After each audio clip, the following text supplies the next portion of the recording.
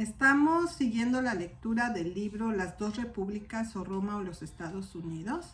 Empezaremos con el capítulo número 17 que lleva por título María es la Madre de Dios.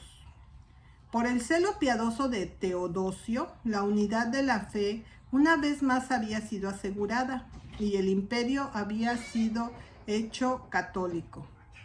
Como todos sus esfuerzos en esta dirección habían sido presentados para asegurar la paz de la Iglesia, se podría suponer que este resultado debería haberse asegurado.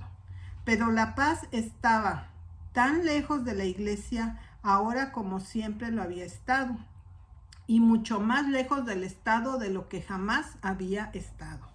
Para entonces, entre los principales obispados del imperio, el deseo de supremacía se había vuelto tan absorbente que cada uno estaba ejerciendo todas las influencias posibles para atraer a otros en sujeción a sí mismo. La rivalidad, sin embargo, fue más amarga entre el obispado de Alejandría y el de Constantinopla. De las grandes sedes del imperio, Alejandría siempre había ocupado el segundo lugar. Ahora, sin embargo, Constantinopla era la principal ciudad imperial y, como se ha relatado, el concilio de Constantinopla había ordenado que el obispo de Constantinopla debía ocupar el primer rango después del obispo de Roma. El partido alejandrino argumentó que esta dignidad era meramente honoraria y llevada consigo sin jurisdicción. Constantinopla, sin embargo, insistió firmemente en que el canon otorgaba jurisdicción a todo el alcance del honor. El obispo de Constantinopla, por lo tanto, aspiraba a la ocupación completa del segundo lugar, y Alejandría estaba sumamente celosa de la aspiración. Se recordará que cuando Gregorio Naciancén fue llamado por primera vez al obispado de Constantinopla, Pedro de Alejandría había hecho que Maximus fuera ordenado, y ahora este mismo espíritu se manifestó de nuevo y mucho más violentamente que antes.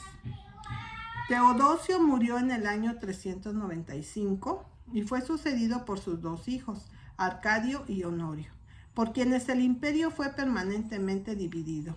Arcadio se convirtió en emperador de Oriente y Honorio de Occidente.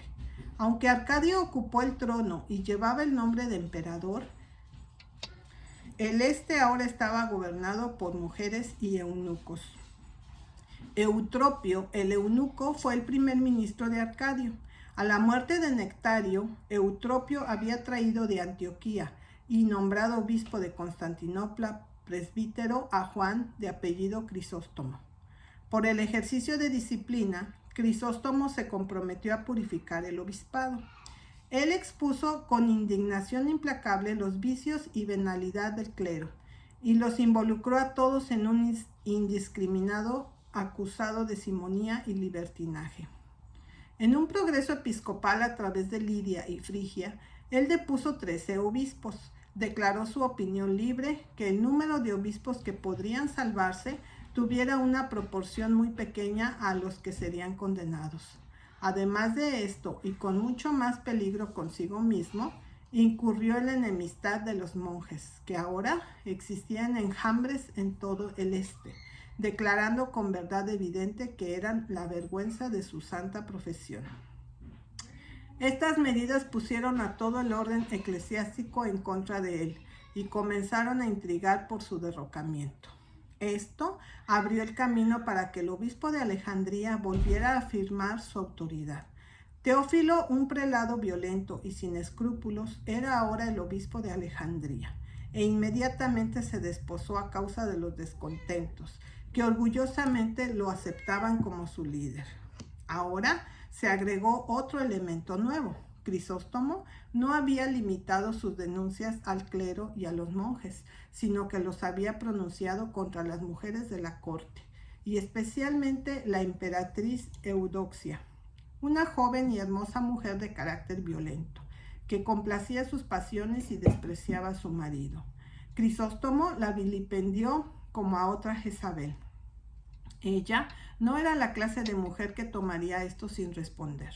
Llamó a Teófilus a Constantinopla para presidir un consejo para deponer a Crisóstomo. Vino a un con un robusto cuerpo de marineros egipcios para protegerlo y un tren de obispos para sentarse en el concilio. Teófilo y sus seguidores se unieron a los enemigos de Crisóstomo, que contaban con 36 obispos en total, y celebró su consejo en un lugar o finca en el Roble. 4 veces el consejo convocó a Crisóstomo a aparecer y envió la siguiente carta: el Santo Sínodo en el Roble a Juan. Innumerables cartas quejándose de usted. Se nos han entregado de sus delitos cometidos por usted. Debe aparecer, por lo tanto, y traer consigo a los sacerdotes Serapión y Trillus, porque son buscados.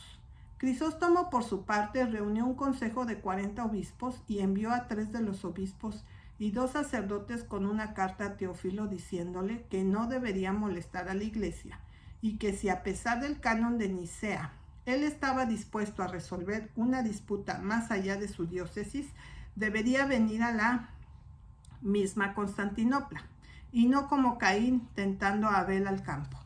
En la carta también declaró que como hubo una acusación contra Teófilo que contenía 70 cargos, él era el que realmente debería ser llamado a rendir cuentas en lugar de presidir un consejo para intentar otro. Y además de esto, que había más obispos en el concilio de Constantinopla que con Teófilo en el Roble.